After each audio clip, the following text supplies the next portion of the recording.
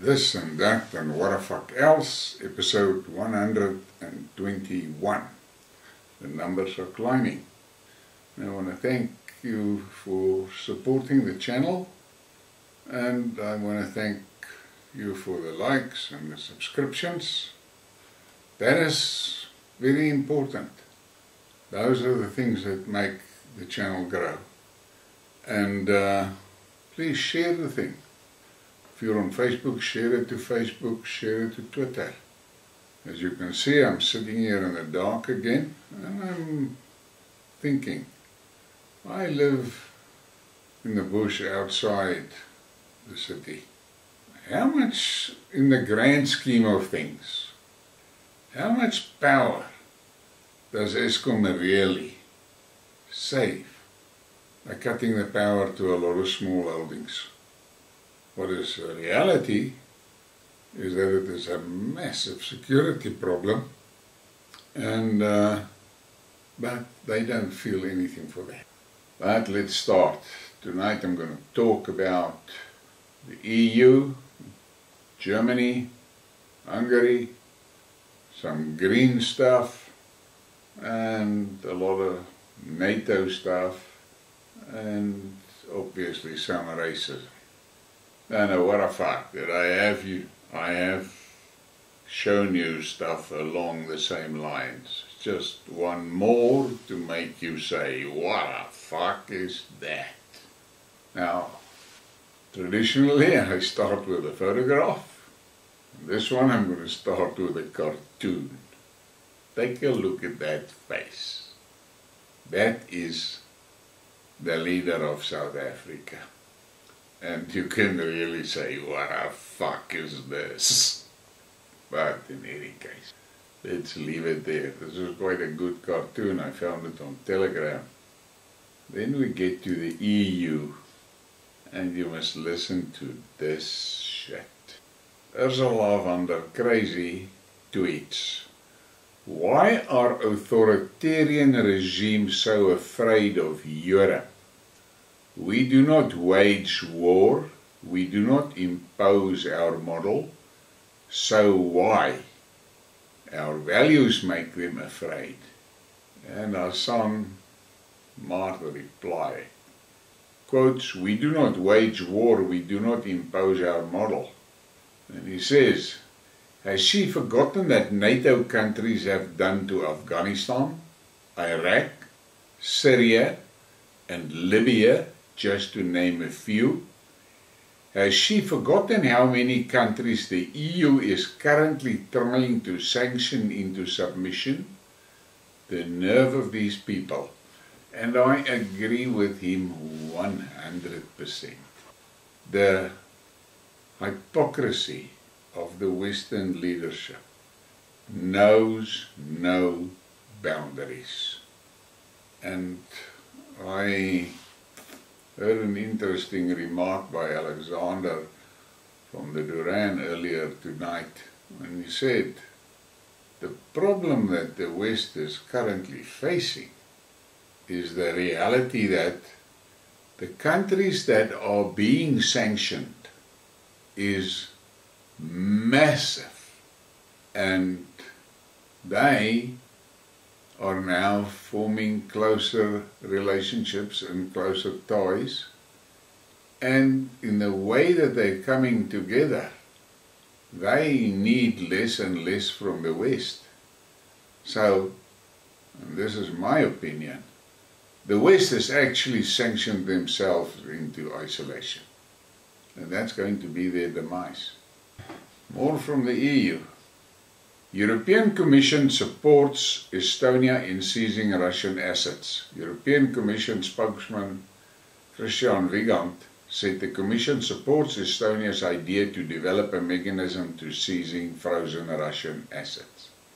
Wiegand also said introducing criminal liability in the EU for circumventing sanctions would speed up the process of confiscation of Russian assets. Earlier, the Estonian authorities announced that by the end of January they plan to publish a plan to confiscate Russian assets arrested on its territory. almost 20 million euros in accounts belonging to Russian nationals have been frozen in Estonia. And what else is this than grand theft and piracy? And they're trying to legalize it. And then they are surprised that Russia said no more. And what are they doing in reality? The same way that they fucked their own economies up with the sanctions against Russia. They are now showing to the rest of the world, don't put your money or assets near Europe. I wonder how this is going to turn out for them. And then we get to this. EU nation allows citizens to join Ukrainian military. Slovak President Zuzana Kaputova officially rubber-stamped the decision to allow 7 citizens to join the Ukrainian military on Wednesday. According to local reports, many other Slovaks who had expressed the desire to enlist for the conflict in Ukraine were rejected on security considerations. Slovakia's law officially prohibits citizens from joining a foreign army, although the country's commander-in-chief may allow for some leeway. And most countries in the world has got laws like that. But what do? They say, no, we're going to waive this, you can go and fight Russia in the Ukraine. But at the same time, they raised hell and now threatening Serbia with sanctions because Serbian people is fighting in the Ukraine for Russia. More hypocrisy. And then there comes this bomb from the Serbian foreign minister. Brussels facilitated agreements between Belgrade, Serbia and Pristina. Kosovo are as fraudulent as the Minsk agreements on Ukraine. And that is a powerful statement, and it's the truth. And then we get to France. French President Emmanuel Macron has said he will not ask for forgiveness over his country's 132-year-long colonization of Algeria and its role in the War of Independence, which saw French troops kill approximately 1.5 million Algerians. Now Macron can say what he likes, but his shit has been booked. The Algerians, is not going to stop until France asks for forgiveness, and then they're going to be nailed with the reparations. This guy does not understand the African mind. More on that, this time from RT. France refuses to apologize for violent colonization of Algeria. I didn't have to apologize. There was a war. Apologies or no apologies, that doesn't fix anything, Emmanuel Macron. But they hammer us here in South Africa. The whites in South Africa must apologize for apartheid. The fuck knows how many times, how many years. But hypocrisy. And then you get this, and I just read it and I smiled. Germany. More than half of companies report labor shortages. More than half of the companies in Germany are short on skilled workers, the German Chambers of Commerce and Industry said on Thursday. The proportional numbers of companies struggling to fill vacancies was at its highest ever level in Europe's biggest economy, the DIHK found, in its survey of 22,000 companies, with 53% reporting shortages. We can assume that some 2 million vacancies will remain unfilled. Now, I'm going to ask the question, and those millions of migrants they welcomed into their country, why are those migrants not working? I'll tell you why. The social benefits are too good they don't need to work. Putin said in one of his interviews that the Ukrainian refugees go to Europe and then they raise hell for free housing and free transport and all free stuff. The Ukrainians that move to Russia, gets into Russia, find a job and go on with their lives. More from Germany. The former chairman of the Munich Security Conference, German diplomat Wolfgang Ischinger, said that Ukraine spends as much ammunition in a day as Germany produces in 6 months.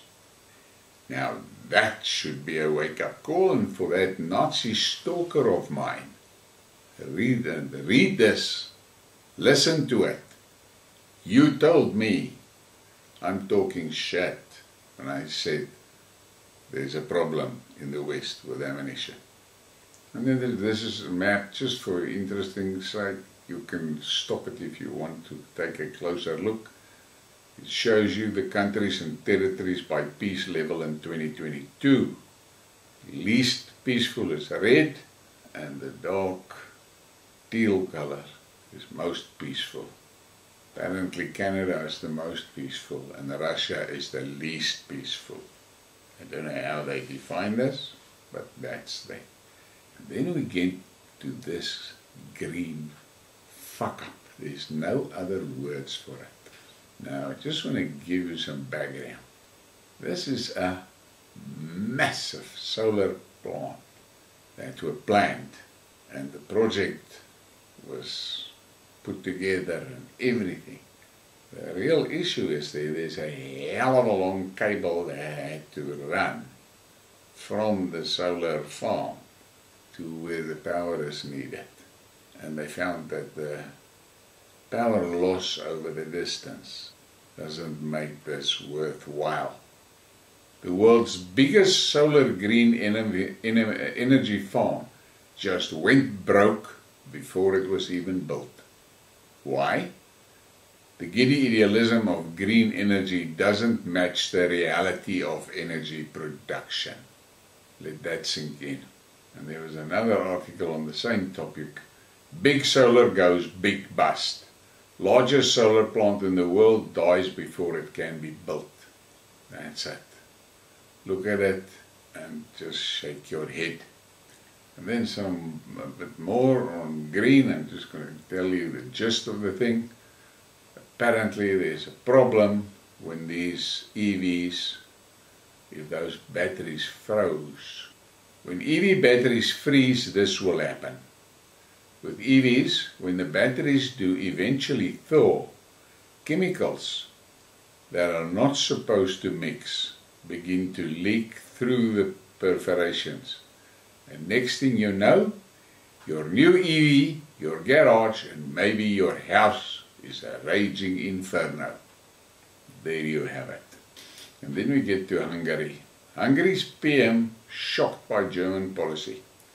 Hungarian Prime Minister Viktor Orbán said on air of Radio Kossuth that the policies of Germany and EC head Ursula von der Leyen gave him a culture shock and debunked the myth of German practicality.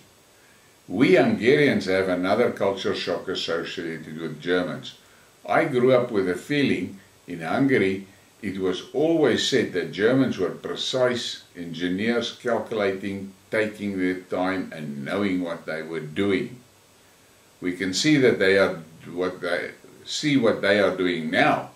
Since there is a German president in the European Commission, they failed with the sanctions and miscalculated.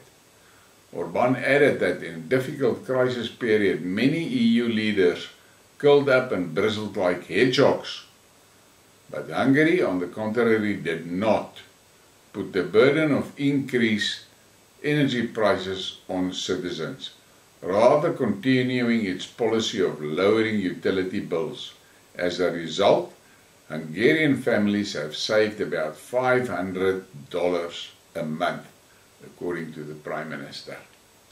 Hungarians can be very glad they've got a president like this. This guy looks out for his citizens. And then there's this info piece. The main problem in any democracy is that crowd pleasers are generally brainless swine who can go out on a stage and whip up their supporters into an orgiastic frenzy, then go back to the office and sell every one of the poor bastards down the tube for a nickel apiece. Probably the rarest form of life in American politics is the man who can turn on a crowd and still keep his head straight, assuming it was straight in the first place. Well, here in South Africa we see this. Just look at that cockroach in charge. And then we get to Iran. And this was actually sad, but it was also funny. Iran's IRGC has dealt several major blows to the US and shattered the US's Hollywood-manufactured image of invincibility. This is one of the most important reasons why the US has designated IRGC as a terrorist organization. And here it shows a lot of American sailors arrested by the Iranians. And then we get to this, and you can read the heading. BBC working on their next story. And then you look at the picture on the left, because that is what will be published. And then you look at the right, that is what's actually going on there. But we know it. We've seen that firsthand. With the pestilence, and now again with the Ukraine war. And then there was this meme, and I think a few guys will get a few slaps when they try this shit. Every woman should drink a bottle of wine and cry once a month. It's not a sign of weakness, it's a software update. And then we get to the NATO shit. And listen to what this guy is saying. Listen carefully. This is scary shit. But this is reality. This is how things work.